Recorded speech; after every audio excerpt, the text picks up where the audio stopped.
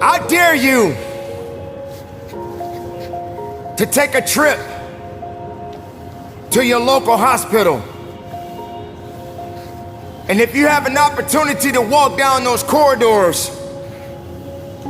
and witness so many different people, different age groups, different ethnicities, and each one of these individuals are fighting something. They're dealing with some type of sickness. And some of these sicknesses, they may not be able to recover from.